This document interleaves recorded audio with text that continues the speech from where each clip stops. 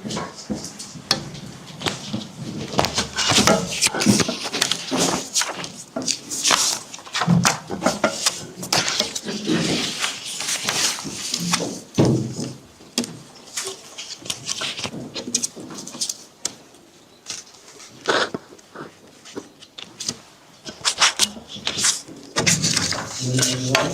to the press conference between EU and India. We will start with the statement by the High Representative, followed by a statement by the First Minister Dr. Jaishankar, and then we will open the floor for questions. High Representative, the floor is yours.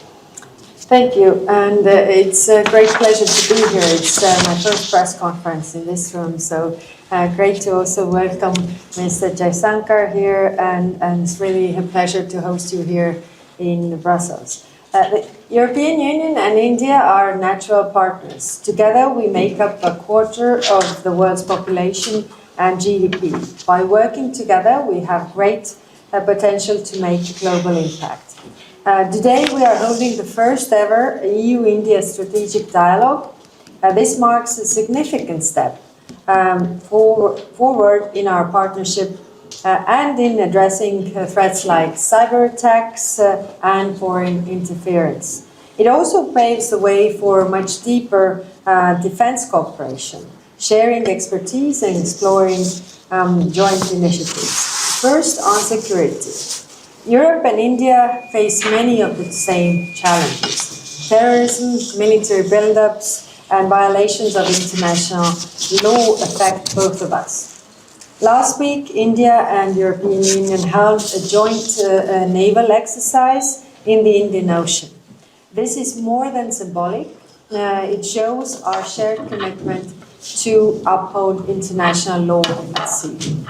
I want to reiterate the EU's strong condemnation of the terrorist attack in Balgam, Jammu and Kashmir. Those responsible must be held accountable. India has the right to protect its citizens in accordance with the international law. Minister Jaishankar, you and I were in close contact after the attack. I regret the tragic loss of lives in India and Pakistan. The EU supports continued talks between India and Pakistan to reduce tensions, and no one stands to gain from renewed conflicts in the region. EU-India cooperation on counterterrorism is also growing stronger. We already work together on information sharing, capacity building, and joint efforts to combat terrorism financing. And today we also agreed to hold our next counter-terrorism dialogue in autumn. The EU is working together with India and together more on space. We already have access to each other's data from Earth observation satellites, and at our meeting we agreed to establish a new formal dialogue on space. This will cover areas such as satellite navigation and security, and the first session is to take place also autumn this year. Looking ahead, there is a strong case for EU-India security and defense partnership. We already have such partnerships with 7 other countries, and today we renewed our intention to work towards this goal, because peace and stability in the Indo-Pacific are closely intertwined with peace and security in Europe. Beyond defense, we cooperate in many other areas, from digital connectivity to research and innovation, to green energy and trade. We are committed to progress and towards an ambitious free trade agreement this year. And this was agreed by President von der Leyen and Prime Minister Modi in February. And finally, Minister Jaishankar and I also reaffirmed our shared commitment to multilateralism and stable, rules-based international order. In today's contested global landscape, it is more than ever important to build strong and trusted partnerships. The European Union is a reliable, predictable, and credible partner for India. With the visit of the European Union College to Delhi in February and next year's EU-India Summit, we want to further deepen our partnership at all levels. So, dear Minister, thank you again for being here and looking Forward to our further discussions later today. Thank you. Thank you. Let me say that it's a great pleasure to be back in Brussels and join High Representative and Vice President Kaja Kallas for the first strategic dialogue between India and the European Union. I believe we had a very open and productive meeting today. It is still continuing. We'll go back to our discussions after this. And we had touched on defense and security, on maritime security, on cyber, on space, as you heard from the High Representatives. My meeting was preceded by a call on President von der Leyen this morning.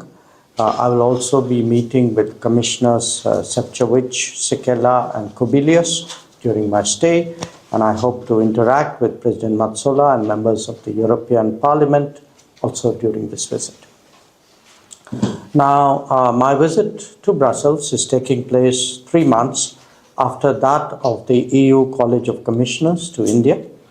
Even at that time, it is apparent that the world order was in the midst of a profound change. These trends have intensified in many ways. We have, without doubt, entered an era of multipolarity and strategic autonomy. As two important poles of that emerging reality, there is a powerful case for India and European Union to forge deeper ties. Working towards that goal requires intensified cooperation in many domains, which is the reason why we are meeting. At its core is a strong political and strategic rapport that is built on both our countries being both our entities, European Union and India, being political democracies, market economies, and pluralistic societies. Naturally, how we look at the world and its challenges are shaped by history, geography, development levels, and experience. There will be situations when our perspectives may not be entirely identical. That is understandable.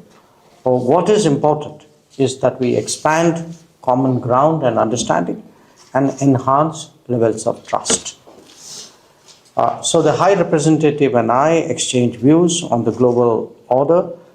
We will be discussing in the coming session the situation, of course, in Europe. We will have, a deeper exchange on the Ukraine conflict.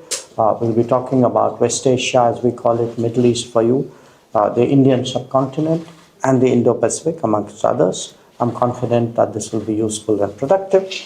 And as I said, we have spent the morning discussing defense and security cooperation, various dimensions of it.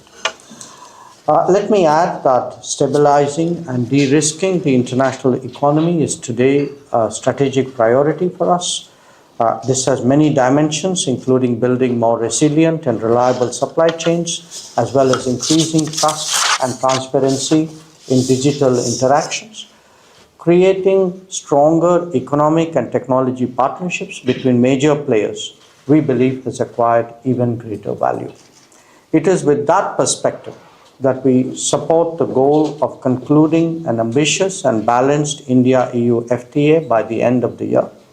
We also see great benefit in holding an early meeting of the Trade and Technology Council. Allow me finally to make a few points about combating terrorism. We strongly believe that there must be zero tolerance for terrorism in all its forms and manifestations. In that context, it is also essential that we never yield to nuclear blackmail. This is a shared and interconnected challenge for the global community, and it is imperative that there is strong international cooperation and understanding on the matter. So finally, let me conclude by thanking High Representative Kallas for her welcome, for her hospitality today, and I look forward to continuing our dialogue. Thank you.